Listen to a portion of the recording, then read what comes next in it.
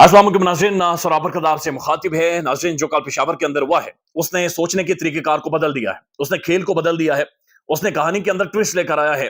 और ये कहानी अब उलझ गई है। ये कहानी अब बहुत ज्यादा उलझ गई है। अब सिर्फ इस खबर का अंदाजा लगा लें कि बिलावल भुट्टो जरदारी ने कहा कि वो 10 तारीख को कोहाट के अंदर जा रहे हैं और कोहाट में एक अजीम शान जलसा करेंगे।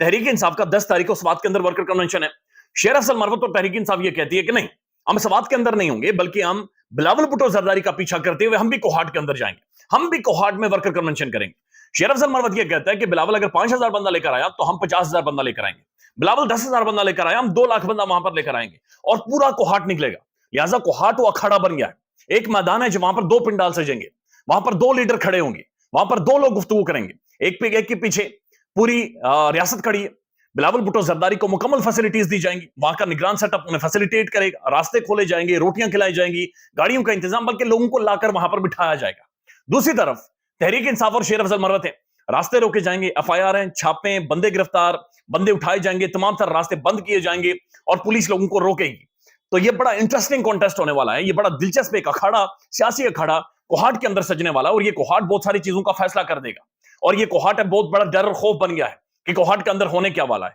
आपने देखा खैबर पख्तूनख्वा के अंदर जो पल्स है, खैबर पख्तूनख्वा के अंदर जो एक लोग जिस तरह से बाहर निकले हैं, जो जुनून है, जज्बा है, ऐसा महसूस हो रहा है कि बिलावल भुट्टो जरदारी को पछाड़ देंगे, वो आउट क्लास कर देंगे। अगर बिलावल को कोहाट के अंदर वो आउट क्लास कर देते हैं तो आप खुद ही अंदाजा लगा लें कि उसके बाद किसके कंट्रोल में अवाम या फिर ये डेमोक्रेसी रहेगी, किसके कंट्रोल में ये मामलात या फिर इंतखाबात वाला जो सारा मामला है वो किस तरह से कंट्रोल में रहेगा। आप सिर्फ ये देख लें, गुज़श्ता दिन पेशावर के अंदर लोग निकले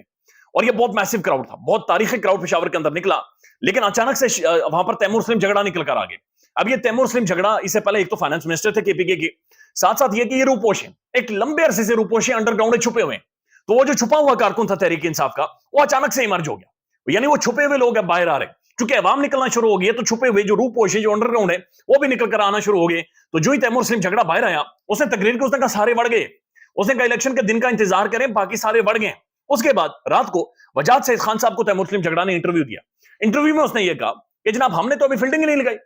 हम तो अभी सिर्फ ये मोहरे देख रहे हैं कि कौन सा मोहरा किधर रखा जा रहा है, हमने तो अपनी प्लानिंग ही नहीं जाहिर की, हमने तो अभी गेम शुरू ही नहीं की है, कप्तान तो अभी टॉस के ऊपर खड़ा है, वो तो पिच की असेसमेंट कर रहा है, ये तो गेम उसने शुरू ही नहीं की है, हमारे तो जो प्लानिंग है, जो स्ट्रेटेजीज है, वो आप देखेंगे। उसने कहा कि इन इंतखाबात से चंद दिन पहले या एक आधा वीक पहले हमारे जो जितने लोग हैं रूपोश हुए हैं अंडरग्राउंड, वो सारे निकल कर बाहर आ जाएंगे, वो सारे मर्ज हो जाएंगे और उसके बाद आप रोक के दिखाएं, उसके बाद आप कंट्रोल करके दिखाएं, फिर उसके बाद उन्हें पकड़ कर दिखाएं। फिर आप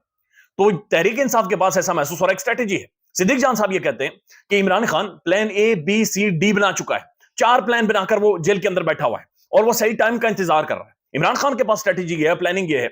कि जाहिर है इन्होंने खान को तो बाहर करना है, इनके पास मंसूबा ये है कि इमरान खान को, यानी बिल्कुल तहरीक इंसाफ को डोरियां डाली जाए और मियां नवाज शरीफ के लिए सहूलतकारी करके उसे किसी ना किसी तरह से रेलिवेंट करके इंतखाबात जीते। रेलिवेंट करने से मुराद ये है कि ऐसा ना लगे कि बिल्कुल उठाकर उसे कंधों पे घुमाया जा रहा है, कोई थोड़ा बहुत कोई एक माहौल मुल्क के अंदर क्रिएट हो। खान ये कह रहा है कि उनकी ये स्ट्रेटेजी है कि जो अपने 4 प्लान हैं उनके पास, वो आखिरी 15 दिनों में, यानी 2 हफ्ते या 3 हफ्ते इंतखाबात से पहले, जो इंतखाबात का ऐलान हो जाए, सारी चीजें क्लियर हो जाए, 2 या 3 हफ्ते पहले इमरान खान अपनी फाइनल स्ट्रेटेजी,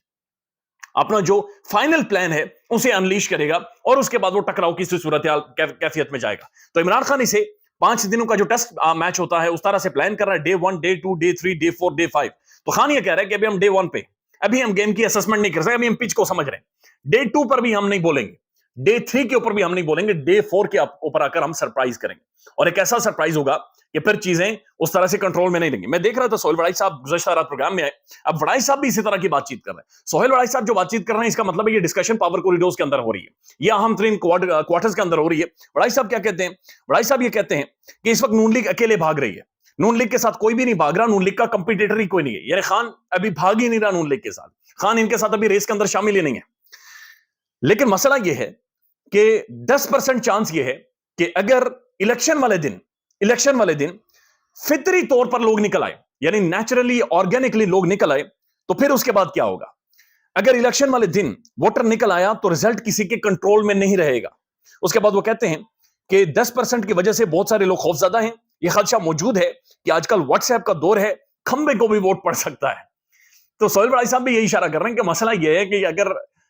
आखिरी दिन, एक दिन पहले या 2 दिन पहले पीटीआई के जो लीडर सारे अंडरग्राउंड है वो इमर्ज हो जाते हैं, एक कैंपेन बन जाती है, लोग निकल आते हैं और इंतखाबात वाले दिन भी लोग निकल आते हैं और इतनी मैसिव तादाद में निकल आते हैं, जिस तरह खबर पख्तूनख्वा में निकले कि केपीके के बारे में कहा जा रहा है कि अगर आप रिगिंग कर लें, अगर आप बंदे बिठा लें जो ठप्पे लगाएं, ठप्पे लगाने वाले थक जाएंगे लेकिन उसके बावजूद तहरीक इंसाफ को आप नहीं हरा सकते। यानी पूरी रिगिंग करके इंतखाबात वाले पूरे दिन पूरा टाइम बंदा बैठकर अगर सिर्फ ठप्पे लगाता रहे, 30-40 हजार वोट अगर ठप्पों से डलवाए फिर भी पीटीआई को नहीं हरा सकते। यानी इतनी मैसिव तादाद में लोग निकलने वाले, वो तमाम तर खवातीन, बच्चे, जवान, बूढ़े, हर बंदा वहां पर निकलेगा। तो इंतखाबात वाले दिन सोलवड़ाई साहब ये कह रहे हैं कि 10% चांस है कि अगर इसी तरह का क्राउड निकल आता है तो फिर आप कंट्रोल कैसे करेंगे। अब डर की जो डर है, खौफ है, जो साइकोलॉजिकल वॉरफेयर है, आप उसका अंदाजा लगा लें। एहतशाम अब्बासी साहब है जिनका मैंने इंटरव्यू किया इदारे सियासत दो पीके के साथ,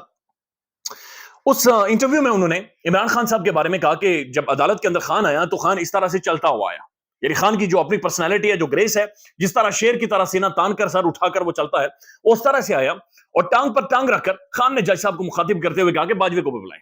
जनाब बाजवा साहब को भी यहां पर बुलाएं, उसके बाद ये मामला आगे जाएंगे। और मैं आज आपको यहां पर बता रहा हूं कि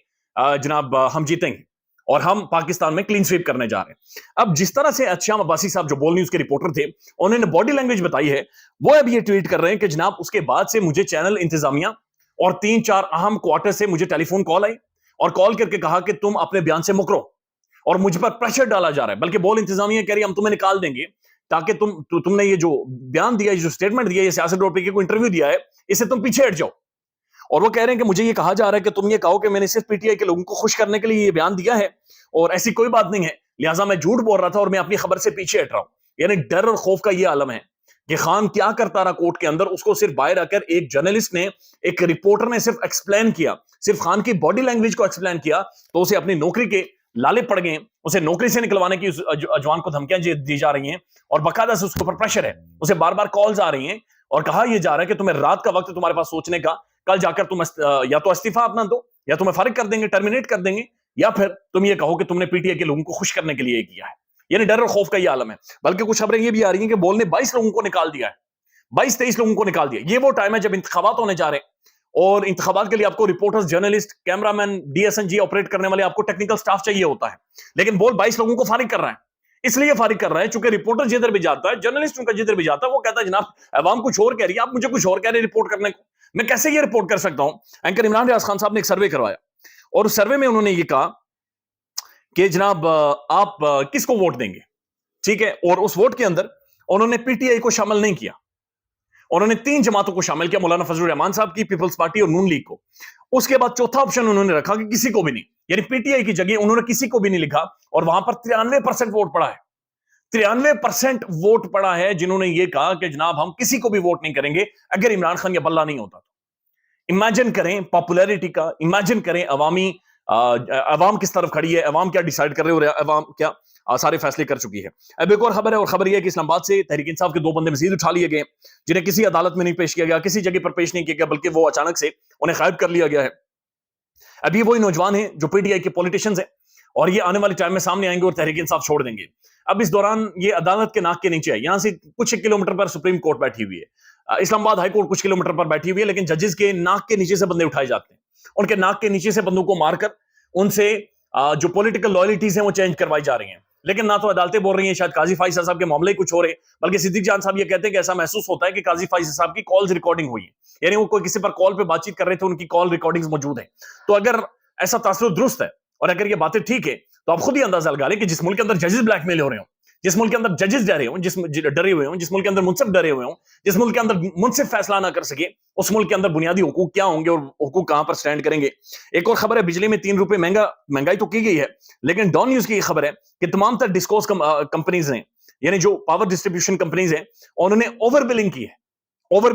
बिलिंग से मुराद यह है कि 30 दिनों का आपका बिल आता है, महीने के 30 दिनों का आपका बिल आता है, लेकिन उन्होंने ओवर बिलिंग की है, यानी कि 35 से 38 दिनों के बिल्स हम सबसे लिए हैं। 38 किसी से 40-45 दिनों का बिल उन्होंने लिया। एक महीने में दिन 30 होते हैं, हर महीने बिल आता है, लेकिन एक महीने का 40-40, 45-45 महीनों का, ये बकायदा से नेपरा ने अपनी इंक्वायरी करवाई है और उसके अंदर ये चीजें आई हैं कि डिस्ट्रीब्यूशन कंपनीज जो हैं वो 35-35, 40-40 दिनों का लोगों से बिल निकाल रही है। ये गरीब अवाम है, लेकिन इस अवाम के साथ देखें, ये अवाम नहीं समझते, इन्हें कचरा इस मुल्क के अंदर लोगों को समझा जाता है और उन्हें कचरा समझकर डील किया जाता है। कैसे मुमकिन है कि जिस मुल्क के अंदर हुकूमत हो, जिस मुल्क के अंदर निजाम हो, मीडिया हो, वहां पर इस तरह से ओवर बिलिंग की जा सके। خیال رکھیے گا اپنا. اللہ حافظ.